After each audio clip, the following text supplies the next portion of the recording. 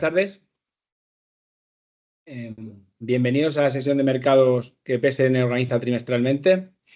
Como en anteriores ocasiones, hoy hablaremos de actualidad económica, mercados, a qué problemas nos vamos a enfrentar en los próximos meses y soluciones para resolverlos. Como en anteriores ocasiones, contamos con Pablo García, especialista en mercados y colaborador de PSN en productos como los fondos de pensiones y nuevos productos que hoy os presentaremos. Y bueno, poco más que contar. A Pablo ya lo conocéis de todas las anteriores sesiones. Creo que llevamos ya en torno a 8 o 9 sesiones, ¿no, Pablo? Sí, sí. Sobran ya las presentaciones, creo que aquí ya somos todos amigos. Y bueno, pues la verdad es que resulta muy interesante escucharte cada 3 meses porque la verdad es que nos traes al mundo de los mortales, pues, cómo funcionan los mercados. Bueno, pues fenomenal. Pues muchísimas gracias a todos y sobre todo que ya sé que en España está haciendo mucho calor, o sea que para más INRI, pues gracias por estar aquí. Voy a comenzar compartiendo la pantalla para que tengan la presentación. Y sin más preámbulo, pues vamos a por la sesión. Esta sesión la he titulado Estados Unidos toma la delantera a Europa de nuevo.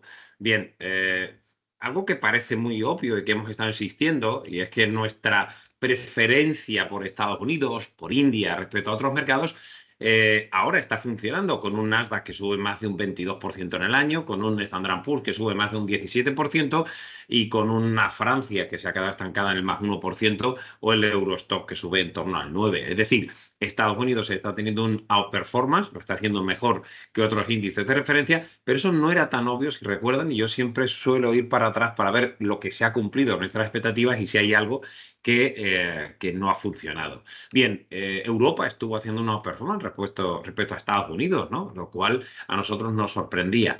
Y tomamos nuestras decisiones, como veremos posteriormente, con los fondos de inversión y han funcionado francamente bien. Estados Unidos e India ya son las posiciones más importantes que tenemos en los fondos de pensiones, en el PSN, Multiestrategia Internacional Calidad, etcétera. Pero tenemos un escenario, lo que llaman de ricitos de oro, ¿no? Del Goldilocks, que sin embargo estamos viendo datos de inflación, de PIB, de crecimiento, de paro, que no son tan positivos, ¿no? La macro ha demostrado que la inflación se mantiene pegajosa. Hoy, justo a las 2:30, hemos conocido el dato de junio de inflación, que ha sido bueno, ha sido incluso algo mejor de lo previsto y que puede dar pie a que precisamente Jerome Powell por fin recorte los tipos de interés. De hecho, las previsiones son que lo recorte en septiembre, que lo recorte otro cuartillo en diciembre y que una vez cada trimestre del año que viene recorte los tipos para terminar con 6 recortes de tipos a finales en diciembre del 2025. Esto les sonará porque hace tan solo 6 meses se esperaban que estos recortes se produjesen en el 2024 y esto se ha ido retrasando. Pero la economía norteamericana se muestra sólida. El mercado laboral, el consumo, que son más de 2/3 del PIB, han aguantado muy bien a pesar de que los tipos de interés estén en Estados Unidos en máximos de 23 años. Europa no crece. Alemania no crece. Francia, lo vamos a contar, estas tensiones políticas que van increciendo, ¿no? Con el avance de lo que yo llamo el Santiago Carrillo de los franceses, el señor Jean-Luc Mélenchon, que de hecho es de por aquí cerca, que es de por aquí cerca del sur de Francia.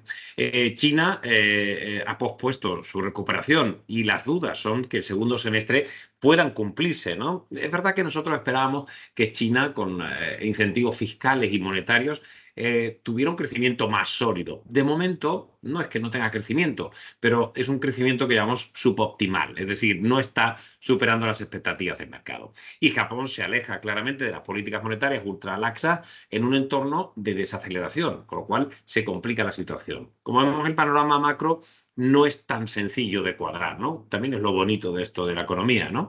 Y la micro, las grandes compañías norteamericanas, están proyectando unos resultados extraordinarios, ¿no? Esas apuestas, y lo comentaremos de nuevo más adelante con las carteras y les explicaremos por qué hemos tomado esa decisión de estar muy largos de tecnología.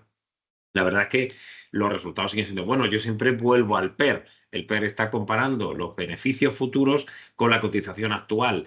Pues bien, no está. El mercado norteamericano no está caro siempre que se mantengan esas expectativas de beneficios tan halagüeñas. En el caso europeo, la visibilidad es menor y lo veremos también en una slide, en una pantalla, cómo las expectativas de beneficios puede preverse con la desaceleración de China, que afecta mucho a las exportadoras alemanas, con la situación geopolítica estancada con ese triunvirato raro en Francia, etc.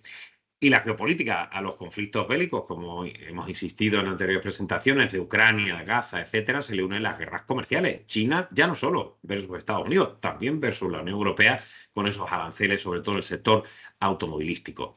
En cuanto a las divisas, es verdad que el eurodólar se ha mantenido relativamente estable. Ahora mismo estamos viendo un cruce, si tengo por aquí Bloomberg, pues a 1,0865. No ha habido grandes cambios.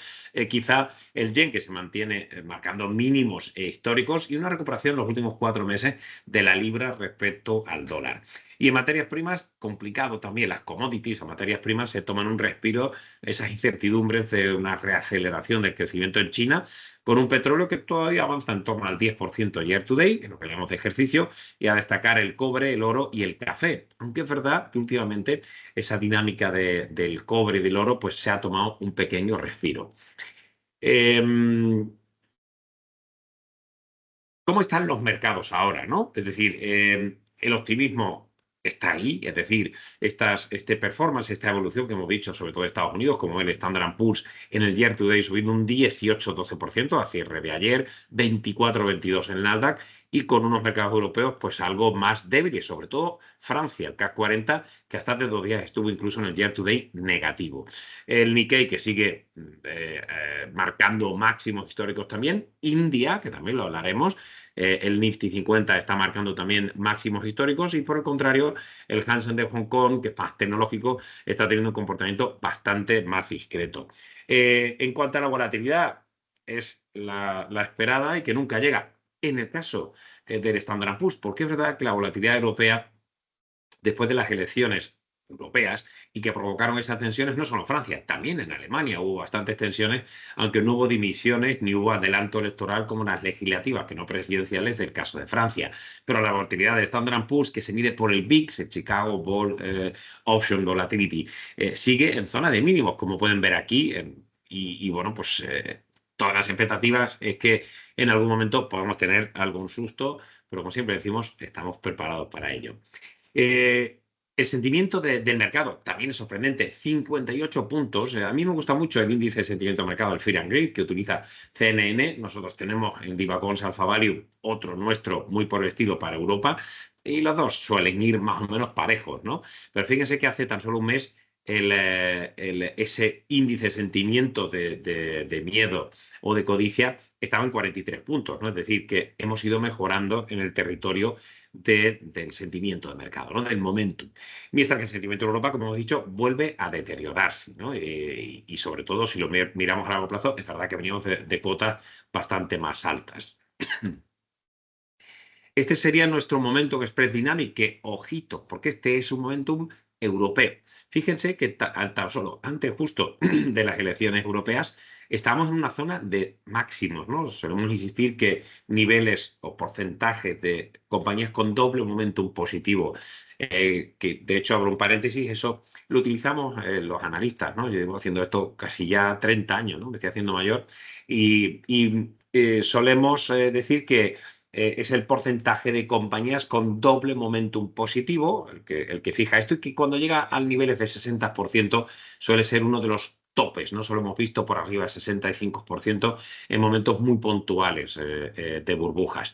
Pues bien, de un plomazo, en cuestión de mes y medio, se nos ha ido a cero. Y fíjense las compañías con doble momentum negativo, cómo están incrementándose, pero sobre todo las de doble momentum positivo están cayendo de una forma bastante relevante. Y ojo, porque muchos analistas suelen decir que los factores geopolíticos, sobre todo políticos, no de guerra, sino el cambio, como ha habido Francia, no suelen provocar movimientos en el mercado, pues será que no ha venido a Francia a ver lo que ha hecho el CAC 40 estos días, ¿no? Las valoraciones europeas se están poniendo en duda o se están poniendo caras. ¿Por qué? por un deterioro de expectativas de beneficios, ¿no? Es decir, lo que antes hemos comentado, si me he explicado bien, el PER, al final, tú estás descontando los beneficios futuros. Si los beneficios no son tan buenos como uno piensa y el mercado no ha caído tanto, el mercado empieza a ponerse algo caro. Es lo que no estamos viendo en Estados Unidos de momento. Si llegara el caso de que los resultados, que ahora estamos justo empezando el segundo trimestre, de hecho, mañana publican JP Morgan, Bank of America, Citigroup, etcétera, y hemos visto que estamos en un periodo típico de profit warning, que hemos visto algunos sonados, como el Dassault o como incluso el sector auto. Pues bien, una comparativa sencilla entre el benchmark Standard & Poor's y el Stock 600 Europa, pues la verdad es que se ve que ha habido un cierto estancamiento de la tendencia en el caso europeo desde prácticamente el mes de abril y sin embargo los índices, el benchmark norteamericano ha seguido subiendo. La correlación, algo también bastante curioso, la correlación entre las acciones europeas y las norteamericanas ha caído a mínimos de una década. Es decir, que estamos viendo que el mercado americano ha resurgido marcando nuevos máximos. Creo, si no recuerdo mal, que el Standard & Poor's ha marcado 33 máximos históricos en lo que llamamos de ejercicio. Es decir, que nos ha ido muy bien por estar muy largo de Estados Unidos, pero todavía hay analistas que llevan cuestión de un año poniendo en duda, ¿no?, las valoraciones y estando cortos del mercado norteamericano. Ha sido un error tremendo, ¿no? Bien, pues esto ha ido a mucho más desde que hemos tenido esas tensiones en los últimos prácticamente 3 semanas, un mes. La exposición al equity norteamericano sigue siendo muy elevada. No solo es que haya una descorrelación en los performances, en la evolución del mercado americano y el europeo, sino que además la exposición de las carteras globales de inversión a la renta variable estadounidense está en zona de máximos. Fíjense este gráfico muy interesante que tengo aquí con fuente Bloomberg desde el 2015, cómo se nos va a los máximos de inversión.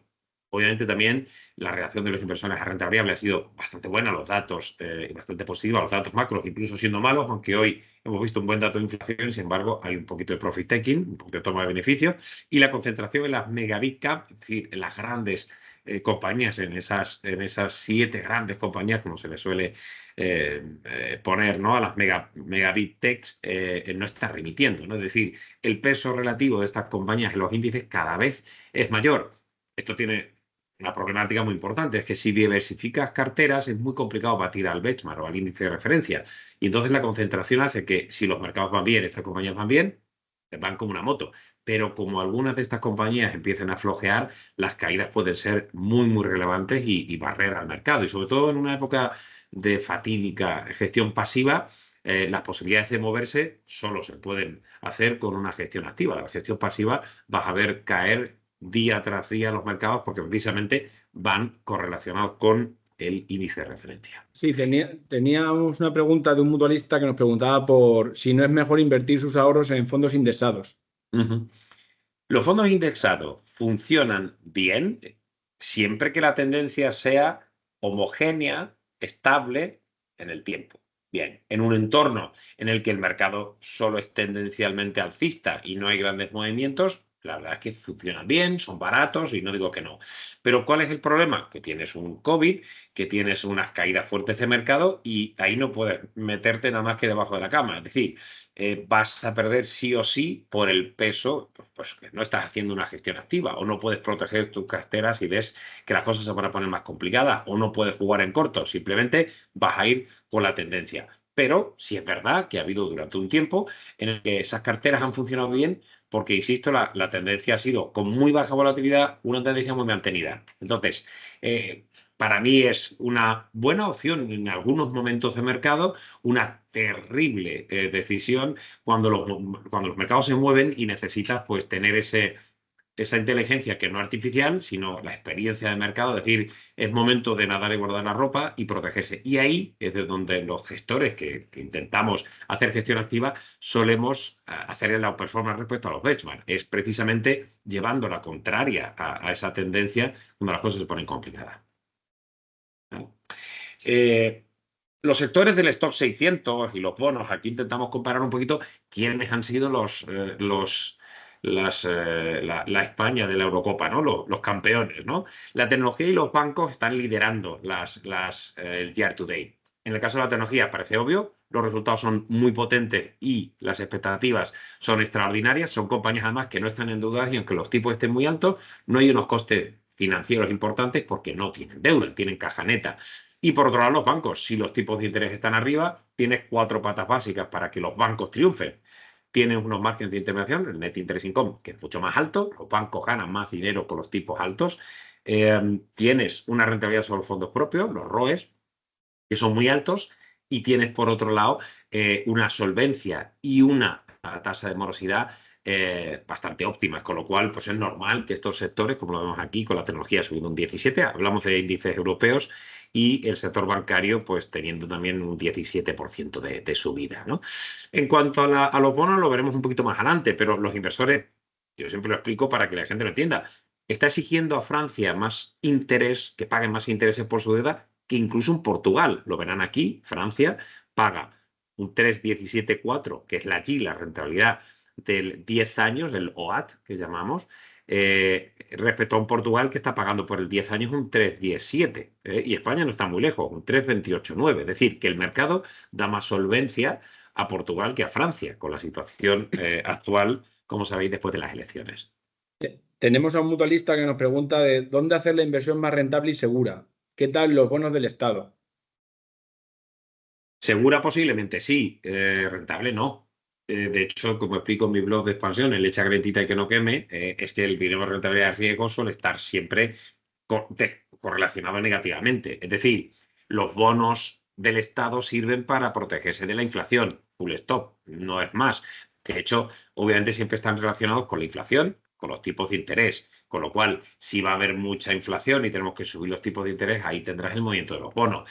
Entonces, los bonos siempre sirven pues, para protegernos, ¿no? Y en una cartera diversificada, yo no digo que no haya que tener bonos, aparte de bonos corporativos que nos van a dar un perfil de rentabilidad un poquito más alta, pero a veces hay algunos bonos soberanos, algún momento en el que, bueno, con un 4,3% de Estados Unidos puede ser interesante tener algo en cartera si pensamos que vamos a tener unos mercados menos estables, ¿no? O sea que no digo que no sea buena opción, simplemente no es la opción más rentable y hay que utilizarlo sobre todo cuando los mercados pues tengan menos visibilidad o tengamos un perfil de riesgo más alto. Claro, yo lo que quiero añadir también es que, a ver, mutualistas o ahorradores que quieran invertir en bonos del Estado o bonos corporativos de grandes empresas, PSN les puede dar un servicio similar, que es a través de nuestros fondos perfilados. Tenemos uno que es de renta fija, que más adelante hablaremos sobre él, y ahí la ventaja que tiene es que delega la gestión en PSN, y PSN es la persona que se encarga de realizar eso, con lo que se simplifica mucho toda la operativa. Muchos bonos para comprarlos te hacen falta 50.000 euros. Tienes que acudir a comprarlos a un banco que te va a cobrar comisiones.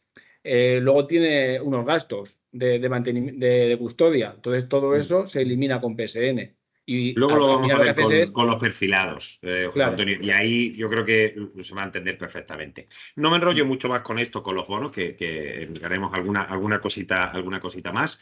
Las materias primas están observando a China. China no está yendo bien. Eso significa que, bueno, pues hay un cierto deterioro, o mejor dicho, la tendencia que estaba recuperando con mucha fuerza, como hemos visto en el cobre, como hemos visto en algunas soft commodities, como hemos visto en el petróleo, se ha quedado un poquito más parada, ¿no? Ante las dudas de la evolución de la economía china, que ahora tiene una inflación que ha recuperado, pero no tanto, ha tenido unas dudas sobre nuevas ayudas fiscales y recortes de tipos de interés. El petróleo recupera. Bueno, es verdad que si vemos el mes de junio ha sido extraordinario. Ha habido más recortes o prolongación de los recortes de producción y hemos tenido una situación en la cual la demanda parece que iba a tirar algo más, pero ahora volvemos a lo mismo. La demanda parece que incluso ha caído ligeramente las expectativas para 2025, con lo cual, bueno, pues estamos en una situación bastante compleja, pero en cualquier caso parece que mira más al 90 que no a los $80 barril. Y eso puede ser pues un warning para la señora Lagarde, para que siga recortando tipos, que ahora lo tocaremos. La deuda sigue siendo elevada y sigue siendo un problema por resolver. El gasto del gobierno norteamericano, por ejemplo, representa actualmente un 44% del PIB. Es decir, solo ha habido un momento histórico, sobre todo, bueno, aquí estamos hablando de guerras mundiales y aquí estamos hablando del COVID, pero en situaciones normalizadas, donde no hay guerras mundiales o donde no hay el COVID, estamos en zona de máximos. Y esto es la gran crisis financiera, con lo cual la situación sigue siendo muy tensa. De ahí las tires tan elevadas que tiene la economía norteamericana, ¿no? Aquí hemos puesto un chascarrillo del paradero, como nos dicen, cuando en 1816 el señor Jefferson decía que, bueno, que aquí cuidado con las deudas perpetuas o con emitir mucha deuda, ¿no? Y ahora pues la norma parece que no es esa, ¿no? Con una deuda nacional estadounidense que está absolutamente disparada y en máximo histórico. Vamos a tocar muy de soslayo, porque si no, a mí me gusta el tema, pero nos podríamos llevar aquí toda la tarde. En una época de cambios políticos, el Partido Laborista del señor Steiner ha conseguido una mayoría absoluta aplastante frente a los Tories del señor Rishi Sunak, que ya saben que ha presentado su dimisión. El perseverante comunista Jean-Luc Mélenchon, que ha dado un giro de 360 grados. La verdad que la política, digamos, de publicidad de la izquierda y extrema izquierda es absolutamente brillante, ¿no? Porque han conseguido a una Marine Le Pen, que estaba con una mayoría absoluta prácticamente rozándola en la primera ronda, en la segunda ronda dejarla en el tercer lugar, incluso por detrás de Emmanuel Macron y su, digamos, populismo de centro, ¿no? Porque ya miren ustedes las declaraciones de Bruno Le Maire diciendo que si no sale él, que iba a haber una crisis financiera absolutamente brutal. La situación, insisto, es sorprendente, es kafkiana, con tres grupos con unos pesos muy similares y prácticamente ingobernable.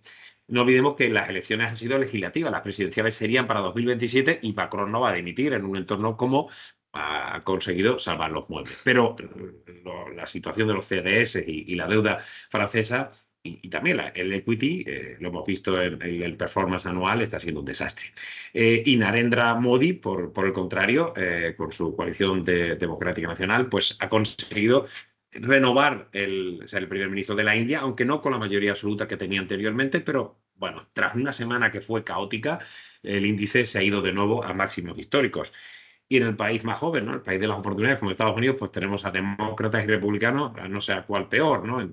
El caso de Joe Biden, que está en tela de juicio, yo no voy a criticar una carrera política extraordinaria, ¿no? del señor Biden, pero ahora pues yo creo que no es el momento. Pero entre eso y un condenado por la justicia como el señor Trump, pues la verdad es que yo siento vergüenza ajena de ambos candidatos, ¿no? Así que la situación está siendo bastante compleja.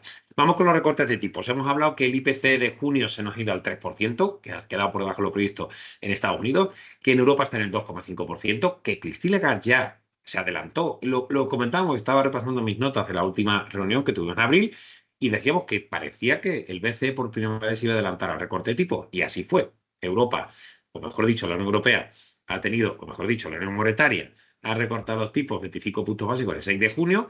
Llevamos dos recortes del Banco Central de Suiza, el SNB. Esperamos que el Banco Central de Inglaterra recorte los tipos en agosto, aunque parece que la probabilidad está 50-50. Y en el caso de Estados Unidos ya hay más del 70%, como ven aquí, 72, incluso algunos hablan de 50 puntos. No nos lo creemos, pero un 76%, 77%, que abogan porque haya recortes de tipos en el mes de septiembre. Y las proyecciones han ido cambiando mucho. Todas las semanas en los diarios de mercados que hacemos actualizamos, ¿no? Pero ya se prevén esos dos recortes de tipo septiembre y diciembre. Y lo que no está tan claro es el Banco Central Europeo. Curioso, ¿verdad? Porque con las tensiones del precio del crudo, con las tensiones salariales en Europa, lo que no está claro es que Lagarde, que adelantó el movimiento y que quizá, si no hubiera sido pues tan locuaz, se hubiera esperado un poco. El mercado no está descontando claramente dos recortes de tipo por parte del BCE en 2024. Así que, bueno, las cosas no son tan obvias. En cuanto a los bonos, la verdad es que la TIR del T-Bond norteamericano, el 10 años de referencia, ha descendido desde mayo, pero se mantiene a niveles razonables, ¿no? La curva sigue invertida, ¿no? Y aquí yo entiendo siempre, como hay distintos niveles, que entiendan, ¿no? Se paga más a corto plazo que a largo plazo. Recuerda que lo hemos comentado en algunas charlas anteriores, ¿no? Pero bueno, digamos que estamos a los mismos niveles que prácticamente hace 3 meses, ¿no? Y la venta de bonos tras las elecciones europeas hizo repuntar las tires europeas, claramente, ¿no? Sobre todo la francesa, como vemos aquí en el caso del Bund alemán y en el caso de Francia, que la verdad es que la TIR o la venta de bonos y la subida, por ende, de los niveles de rentabilidad está siendo bastante importante. Aquí hemos puesto un poquito más de lo mismo, ¿no? Para que vean, antes de la lectura del IPC ya veíamos cómo la TIR del bond había caído, la TIR del T-bond norteamericano. Y en el caso de las divisas es un poco más de lo que hemos comentado antes, ¿no? Cierta estabilidad en el euro dólar, el yen que sigue marcando mínimos o máximos, según se mire, del dólar, y en el caso de la libra sí es verdad que ha habido una clara recuperación en las últimas semanas, ¿no?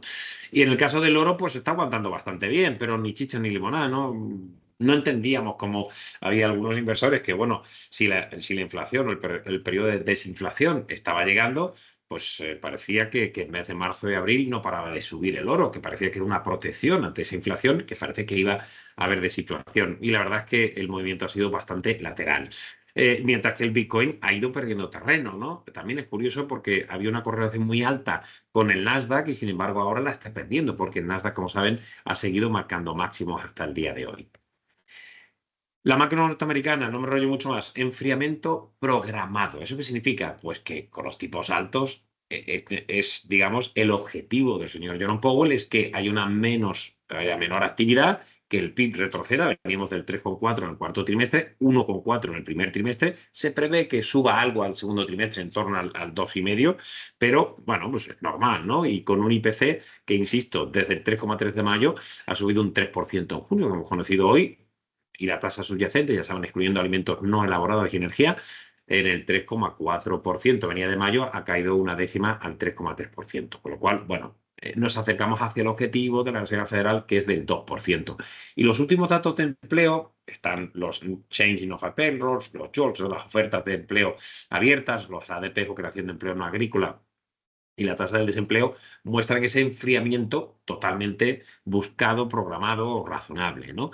Y los niveles de PMI, es verdad que el manufacturero sorprendió por arriba del nivel de 50, que mostraría la expansión o contracción, y en el caso de servicios 55,3, con lo cual son datos todavía muy buenos. Pero fíjense, tasa hipotecaria a 30 años del MBA en el 7% todavía. Es decir, que la verdad es que siguen buscando pues no es que busquen ralentizar el crecimiento, lo que buscan es minimizar los impactos de esa inflación pegajosa, sticky, que suele ser un problema.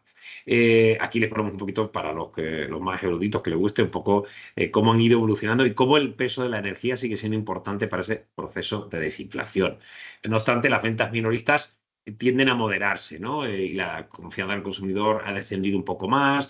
Los datos de producción industrial, es decir, que en la economía norteamericana va a seguir ese movimiento a la baja, ¿no? Incluso el sentimiento de los constructores de viviendas sugiere ese enfriamiento del sector inmobiliario que continúa, ¿no? Insisto, totalmente buscado, que es lo único que da tranquilidad a los mercados, ¿no? Vamos con los resultados, que a mí siempre me parece muy interesante, porque al final compramos compañías, seleccionamos compañías que ustedes tienen en su fondo. Al fin y al cabo, después de un tirón fortísimo en el primer trimestre, los beneficios del 8,1%, se prevé un 10,1% de crecimiento de beneficios.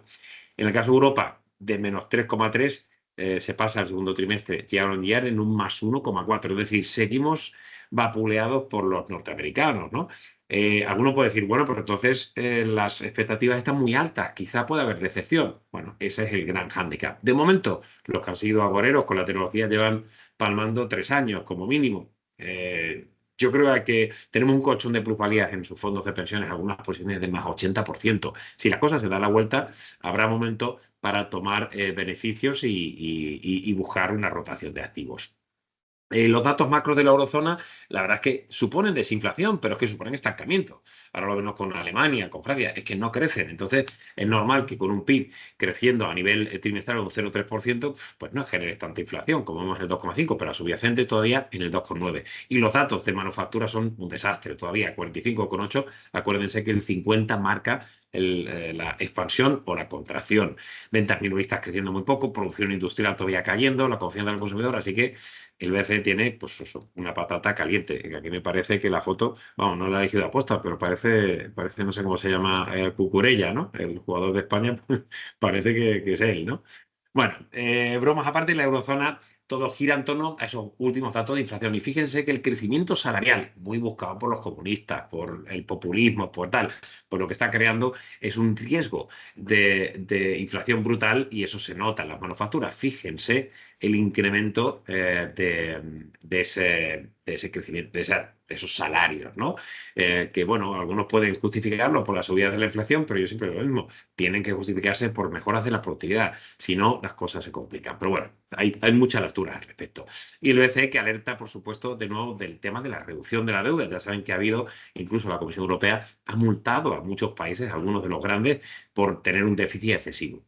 Alemania no levanta cabeza, tienen ustedes ahí una serie de datos, no me quiero enrollar. Los problemas internos de Francia no auspician nada bueno tampoco, mientras que los periféricos, Italia y España, no se crea que me lleva mi tiempo a poner las banderitas de cada uno de los países. Pues Italia y España están aguantando estoicamente, ¿no? Los datos siguen siendo positivos y no generando demasiada inflación. En el caso de Italia con un 0,8% de inflación, es verdad que España sí que tiene una inflación superior a la media del 3,4%, pero con datos que son bastante mejores de lo expuesto por el eje franco-alemán. La deuda sigue siendo un problema. Aquí le ponemos algunos datos de Alfavalue, ¿no? de nuestra agente macro, como destaca en el caso de Francia, ¿no? Con alto déficit fiscal y alto nivel de deuda. De ahí que la deuda tenga que pagarse más cara. Aquí todo tiene sentido, por lo menos a medio plazo. Y el Euribor, algo positivo para todos, ¿no? Pues todos tenemos alguna hipoteca, seguro. Pues cae a mínimos de febrero 3,58. Obviamente, ha habido recorte de tipos por parte del Banco Central. La cosa es que no esperen que se nos vaya muy por debajo, porque ya hemos visto que las previsiones de recortes de tipos para el resto del año no es tan obvio que haya un segundo recorte de tipos. Pero por lo menos ha habido, pues claramente, una tendencia a la baja fruto de esta política monetaria que será menos restrictiva, pero todavía no expansiva. Y el Partido Laborista que ha tomado el Reino Unido en plena recuperación. Insistimos aquí en los datos últimos, que son en los últimos meses bastante alentadores. No me enrollo mucho más, la confianza del consumidor sugiere también que la recuperación de ventas minoristas de CEA continúe y por eso insistimos aquí abajo, ¿no? Reino Unido junto con Suiza son dos zonas interesantes de inversión que estamos mirando con más, con más agrado, ¿no? de lo que nos parece la eurozona. China, al final, nos repetimos, ¿no? Porque necesitan más estímulos, ¿no? Se deben ampliar los estímulos tanto monetarios como fiscales, están retrasándose, la situación de los problemas típicos del mercado inmobiliario, del shadow banking, la financiación en la sombra, etcétera, los problemas arancelarios, como hemos dicho, ya no solo con Estados Unidos, sino también con la Unión Europea, no ayudan, y el rendimiento de los bonos de China que ha quedado al nivel más bajo desde el 2002, mientras que obviamente hay un rally en los precios, ¿no? La gente está comprando bonos para protegerse.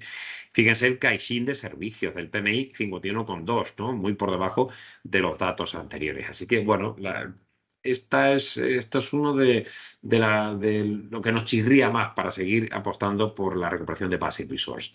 Y Japón en una encrucijada. No crece, pero genera inflación, ¿no?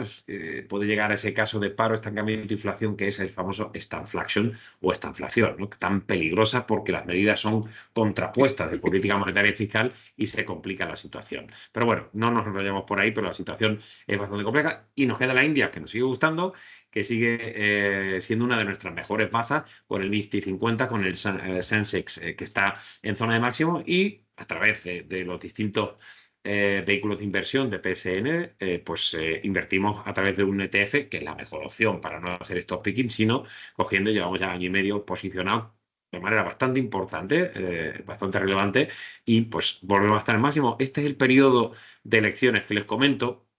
Estuve a punto, no crean que no lo pensé, pero no lo hice, así que no vale. Con estas caídas que entendía que era una oportunidad, pero bueno, estábamos ya muy largos, pero mantuvimos la calma y bueno, pues el premio es que no incrementamos posiciones, pero estábamos ya bastante cargados. Muy por encima, ¿no? En los distintos momentos del ciclo, ¿no? Cómo ponemos aquí, cómo Japón podría recuperar, cómo Alemania tendría que recuperar, UK, cómo Estados Unidos, muchos hablan de una cierta reaceleración con ni siquiera un soft landing ni un no landing, ¿no? Que se habla ahora del no landing escenario, que sería, pues, si han escuchado muchas veces, hablamos de soft landing, hard landing, aterrizaje fuerte o aterrizaje suave. Pues parece que ni aterrizaje, ¿no? O sea, van a seguir volando y ese es uno de los puntos más importantes para el resto de mercados. Y aquí, pues, hablamos de la rotación de activos y sectores que estamos llevando a cabo en sus fondos. Vale, esta es la parte más teórica que hemos hablado y que, bueno, pues intento que sea un poco más dinámica, más rápida, pero bueno, diariamente hacemos todos los informes y ustedes pueden tener acceso, todo en castellano y los podcasts que hago diariamente.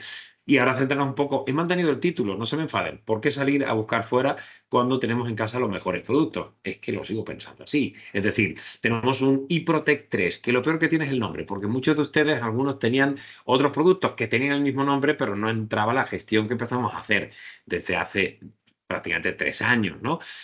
Fíjense el cambio, ¿no? Es decir, un inversor que haya tenido esas posiciones prácticamente tiene casi ya garantizado un 95, 97% de la cartera. Es decir, se basa en un índice que creamos en el cual como mínimo el 80% del pico del net asset value, pues está garantizado. Entonces, ese índice ha ido teniendo una evolución fantástica, es decir, que invertimos relacionado con la renta variable por ese modelo Variant Momentum, de Variant Growth, etcétera, pero con unas garantías. Es decir, si el mercado se desplomara, ustedes no perderían, incluso en algunos casos de estar invertidos, como ven aquí, estarían con prácticamente gran parte, casi toda parte del capital garantizado. Incluso con esos seguros, el rendimiento que lleva hasta el 10 de julio es del 7,46%. Neto de polvo y paja. Así que creo que es un producto súper interesante para alguien que quiera rentabilidad, pero que diga, oye, no me la quiero jugar y ir a puerta gallola, sino que quiero tener una garantía. Y después, basado en ese índice, lo que tenemos es el fondo PSN Internacional Calidad, que gracias al partner, al socio de PSN, que es Gesuri, que es una gestora mediana independiente española, pues hemos podido facilitar. Ya saben que PSN es una gestora de seguros y gestora de fondos de pensiones, pero no puede sacar como tal fondos de inversión y lo hacemos a través de nuestros socios. Pues bien, la colaboración está yendo fantástico porque cerró el año 2023 ya con unas plusvalías de casi el 13%, hasta 8 de julio, porque siempre lleva un decalaje, incluidos todos los gastos transaccionales de tal, lleva un 8,76% year to date. Les hemos comentado que el CAC 40 estaba incluso en negativo o que el Euribor subió un 7. Bueno, pues ahí estamos batiendo al benchmark. Y con posiciones, fíjense la evolución. O sea, aquí no hay trampa y cartón. Esto es del santo grial Bloomberg. Pues a fecha de nada, esto es del día 8 de julio, estamos en zona de máximos, es decir, con Microsoft, con Alphabet, con Amazon, con Apple, con JP Morgan que publica mañana, con Waste Management, una compañía de gestión de residuos y de agua, Walter Kluber, muy conocida también, seguramente por todos ustedes, ASML de semiconductores, Novo Nordisk, algunos de ustedes seguro que saben mucho más que yo, por no decir todos, ¿eh? Pero bueno, el Wegovy, entre otras cosas, y las insulinas, pues son grandes valedores de la farma danesa, Zurich Insurance, y tenemos el SCI de India, entre otras posiciones. Sí, Pablo, había varias preguntas relacionadas con lo que estabas hablando. Una de ellas es, ¿qué entiendes por gestión activa de un fondo? ¿Vale? Y la Vale, otra pues que yo creo que pueden ir relacionadas es si en algún momento es recomendable hacer líquido un fondo, porque por ejemplo te haya ido bien, para luego volver a entrar en otro periodo más adelante. Pues yo confío en la gestión de verdad a medio y largo plazo, es decir, dejar que los gestores estén haciendo entradas y salidas precisamente por ese momentum de mercado, etcétera, pero no estar sacando, metiendo el dinero, porque por lo general las personas que no están muy encima del mercado se van a equivocar con el timing. Van a vender cuando el mercado tiene miedo, que es precisamente habitualmente cuando hay que comprar, y van a comprar cuando el mercado esté caro y esté arriba del todo. Entonces, yo preferiría que dejaran a los profesionales como si yo me meto en un quirófano o a recetar, porque aparte de la aspirina, poco más puedo yo recetar. En el caso de la gestión activa es muy clara. La gestión activa consiste en precisamente tener mucha experiencia. Somos un equipo de 56 analistas y número uno en análisis independiente. Y, pues, como yo digo, muchos rebotados, ¿no? Que hemos estado en grandes bancos de inversión y ahora pensamos que se puede hacer mejor sin tener esos intereses creados en los bancos. Bueno, pues la gestión activa consiste en gestionar la cartera moviéndonos en función de esos criterios de value and momentum, en función de la macro, de la micro, de las valoraciones, etcétera, ¿no? Y por lo general hemos batido al benchmark recurrentemente en los últimos 20 años. Entonces, bueno, es verdad que hay años mejores en los que se bate al benchmark con un 5 o 10%. Hay años en los que te alineas más con el benchmark o hay situaciones más complicadas, pero por lo general se bate al benchmark, ¿no? Había una pregunta también de un mutualista, ¿no? De por qué no Que, indexarse. Sí, una que por no quieren indexarse y otra, ¿por qué los fondos de inversión no suelen superar a los índices bursátiles? Bueno, la verdad es que sí. Lo bueno sí, esto es como Messi y Ronaldo, ¿no? Pues claro, ellos meten más goles, pues lo mejor es tener a Messi y a Ronaldo, pero la gran mayoría de futbolistas pues no llegan a Messi y Ronaldo. Es decir, aquí es buscar gestores y casas que den una rentabilidad mantenida en el tiempo. Fíjense, vamos a ver, por ejemplo, los fondos de pensiones, que están con las mejores calificaciones, ¿no? Este es un ejemplo, ¿no? El plan asociado. Es que el plan asociado, tenemos aquí el ranking, es el mejor de su categoría a 5 años. Nosotros llevamos 3 años y medio, creo que haciéndolo, 3 años y medio, 4 años máximo. El mejor de su categoría, bueno, pues para que van a ir fuera a buscar un plan de pensiones, si tiene el plan de pensiones asociado, que es el mejor de su categoría y que bate recurrentemente al benchmark, ¿no? Con unas rentabilidades acumuladas. Ojo, estamos hablando de un fondo que puede invertir hasta 25% de renta variable, tan solo. Estamos hablando de rentabilidades importantes, cuando hasta hace nada los tipos estaban incluso en negativo, no se olviden, ¿no? Es decir, son rentabilidades más que aceptables y el último tirón está significando que las cosas se están haciendo bien, con una gestión activa. Pero también tenemos otro plan de pensiones, como es el plan individual, que es un poco más agresivo y que puede invertir hasta el 75% renta variable. Y aquí lo tenemos, más 44,78%. Es decir, y también en zona de máximos históricos. Pues ahí tenemos otro. En este caso, este plan es el cuarto mejor de su categoría a 5 años, ¿no? Con rentabilidades bastante potentes, ¿no? Es decir, que yo creo que hay productos que pueden, que los tenemos en PSN y que yo creo que la iniciativa que ha tenido PSN desde hace ya esos 3 años y medio, 4 años, de contratar a profesionales para, entre todos, ayudarnos, el equipo liderado por Antonio Barahona, por Ana Hernández, yo creo que ha funcionado francamente bien y con Pablo Adenes y nuestro querido David, ¿no? Vale. Algo más que hemos insistido y que el equipo de inversiones ha hecho, que algo que yo creo que es muy interesante, son los perfilados, ¿no? Sacar o intentar encapsular en 3 tipos digamos, de perfiles, que cada uno de ustedes pues, puede con su gestor elegir los perfiles, pero a la hora de seleccionar los fondos, lo que vamos a hacerlo es intentar seleccionarlos nosotros, que para eso pues, nos dedicamos a esto. Es decir, coger una cartera de fondos diversificada y dar 3 perfiles. Uno de renta fija internacional para un compartimento muy conservador que invierte el 100% en renta fija pública y también privada, dependiendo del momento. Y el equipo de gestión, con nuestra ayuda en Diva Concept of Value, pues seleccionamos los fondos de esa cartera, entre 7 y 10 fondos para ese perfil. Pero ustedes no tienen que elegir los fondos ni complicarse la vida, sino elegir un perfil que ustedes entiendan y pueden saltar de uno a otro. Un mixto internacional, que es un comportamiento un poquito más flexible, entre un 15 y 75% de bolsa, el resto iría a renta fija, y elegimos el peso en función de esas expectativas de análisis. Y después el bolsa mundial, que sería el a priori, con más exposición a la renta variable superior al 80%, al 85%, pero claro, cuando alguien invierte a largo plazo, lo que estamos viendo es que la renta variable, por lo general, siempre es el mejor activo. Es decir, que yo siempre les digo lo mismo, si van a invertir a corto plazo o si tienen un perfil de verdad muy arriesgado o tienen una edad pues que obviamente no quieren sobresalto, tienen otros perfiles, pero aquí no van a tener que preocuparse de que cada uno de los gestores elija los fondos, sino que eso va a estar parametrizado, seguido, estudiado por especialistas de mercado. Entonces yo creo que es, desde mi punto de vista, la mejor opción para invertir. Sí, por ejemplo, había un mutualista que preguntaba por invertir en bonos. Pues una solución que podemos ofrecerle es invertir en el perfilado de renta fija internacional y que sea PSN quien decida dónde es mejor la inversión. La inversión que sea segura, pero cada vez sea rentable. ¿Vale? Podría ser una solución.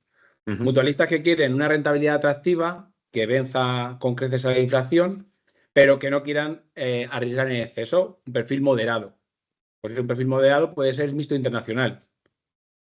Y es PSN el que se va a encargar de, en el momento de zozobra, proteger para que el mutualista, su patrimonio, esté a salvaguarda, y cuando sea un momento en los que apostar más por el mercado porque veamos que puede haber subidas importantes, pues aumentar esa exposición a la bolsa.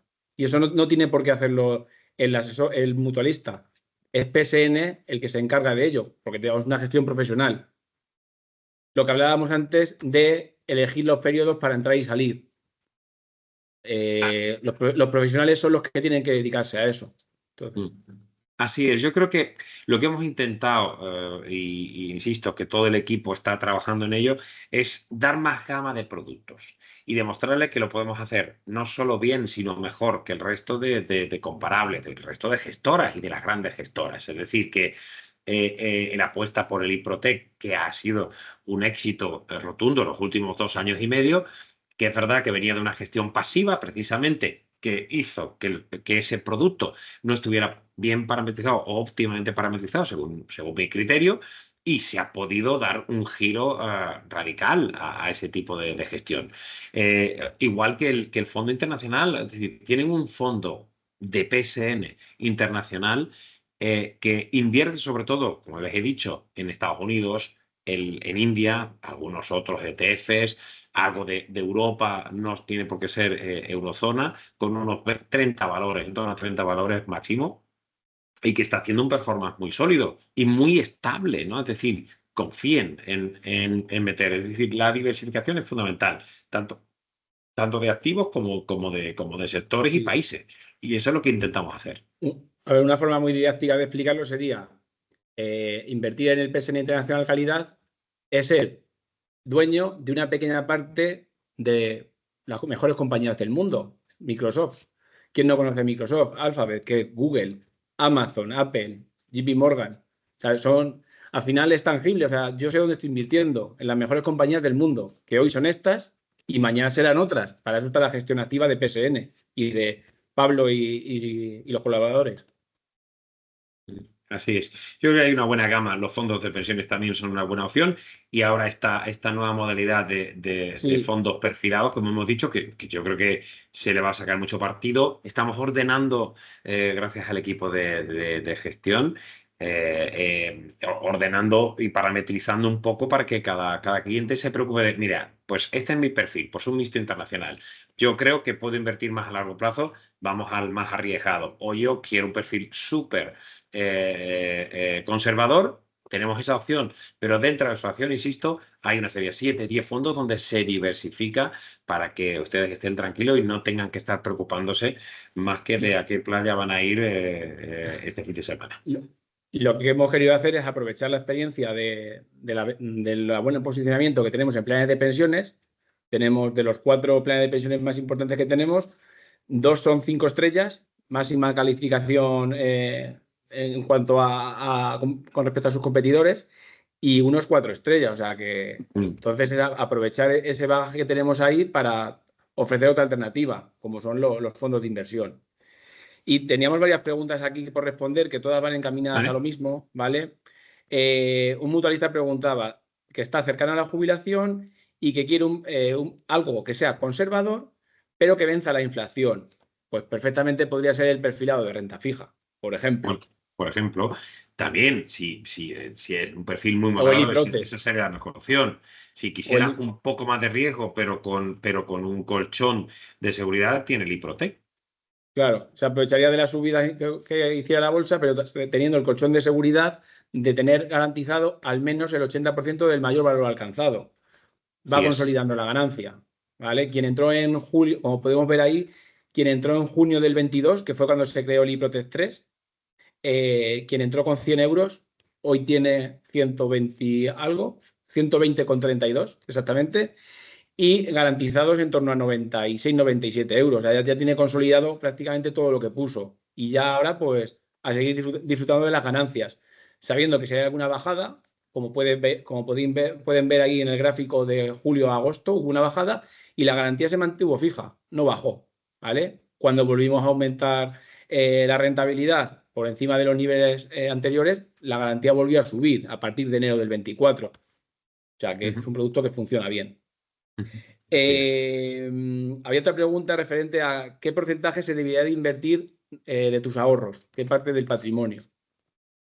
Bueno, yo creo que lo importante es, a ver, cuáles son los gastos recurrentes de una persona y sobre esa base, y teniendo un colchón de un 20-25%, sobre esos ahorros, pues, invertirlos todos. Es decir, la cosa es diversificar esa cantidad que destinamos a ahorros, insisto, que tiene que salir de la parte no recurrente de gasto y tener una gestión en función. Yo siempre he dicho que no hay un buen perfil. El perfil es como gusto los colores. Oye, mire, es que yo no quiero mucha rentabilidad porque no quiero asumir mucho riesgo. Entonces, para ese tipo de perfil, pues tenemos ese tipo de productos que son más defensivos, pero bueno, pero invirtiendo ese dinero.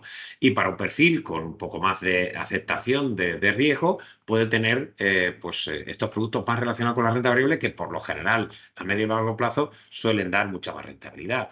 Pero el perfil de qué porcentaje dedicar a renta fija, renta variable o tal, depende un poco del perfil, que para eso está toda la red comercial, que conocen mucho mejor, les conocen a ustedes y cada vicisitud, ¿no? Es decir, que yo creo que tenemos una gama de productos lo suficientemente diversificada como para dar opción a cualquier tipo de perfil de riesgo. Sí. Otro mutualista preguntaba por si conviene seguir aportando a planes de pensiones. Y a esa quiero contestar yo, pues depende, como siempre ha dependido. Depende de la situación económica, de los ingresos que tengas ahora y de la previsión de ingresos que vas a tener en el futuro una vez que te jubiles. Pero igual exactamente ahora que antes. El problema que tenemos ahora es que la aportación que se puede hacer es de solo 1.500 euros. También es importante no solo pensar en lo que estás aportando ahora, sino dónde está todo lo que has aportado hasta ahora, que son importes mucho más importantes. Los planes de pensiones no tienen por qué estar muertos en el banco que no hace gestión con ellos. Hay que saber ese dinero, saber a dónde llevárselo y buscar a profesionales que te hagan sacar una rentabilidad. Porque si metiste un dinero hace 10 años y sigues teniendo ese mismo dinero, pues nominalmente serán los mismos euros, pero realmente, ¿cuánto habrás perdido? En los planes de pensiones la inflación es muy importante porque estamos hablando de un periodo larguísimo, desde que haces las aportaciones con 30, 40, 50 años, 60, hasta que lo sacas con 65, 70 u 80 años, pasan muchos años. Entonces es importante fijarse también dónde se tiene ese dinero. Nosotros en PSN hacemos el servicio de asesoramiento, ver qué plan de pensiones tienes en otras entidades, ver si ese plan de pensiones es bueno o no, y en el caso de que nosotros tengamos una alternativa mejor, ofrecer la nuestra.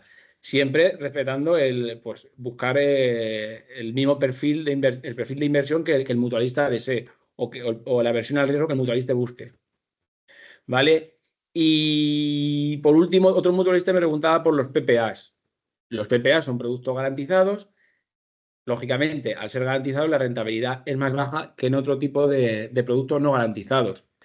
La ventaja que tiene PSN es que tiene una gama completa, desde PPAs garantizados a productos o planes de pensiones con una rentabilidad mucho más atractiva, como puede ser, por ejemplo, el plan asociado. El plan asociado es un plan mixto defensivo con un riesgo bastante limitado y que puede obtener rentabilidades, pues ya hemos visto, 25% en los últimos 10 años.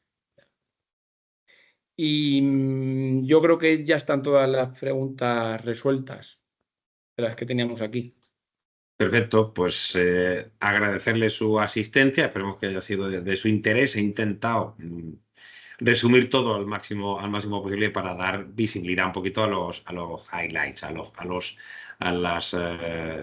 digamos, los mensajes más relevantes, e insistirles que nos tienen a su disposición a través de todos los comerciales, todas las personas que tengan cercanas, y pueden transmitir todo tipo de preguntas sobre las carteras, sobre los fondos, sobre estos nuevos perfilados que pretendemos que sean de su agrado, y agradecer a PSN la oportunidad de ponerme de nuevo enfrente de todos ustedes.